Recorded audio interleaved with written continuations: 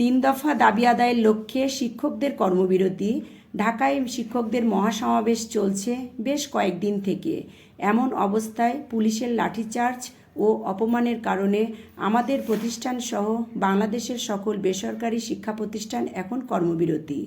এখন দেখা যাচ্ছে এই সমাবেশে ঢাকা কলেজের শিক্ষার্থীরা সবাই একত্রিত হয়ে শহীদ মিনারের কাছে যোগ দিচ্ছে। পাইলট স্কুলের হেড টিচারের রুমে অনেক আলোচনা চলছে, সেখানে সকল শিক্ষা প্রতিষ্ঠানের প্রধানরা এসেছেন। ধন্যবাদ।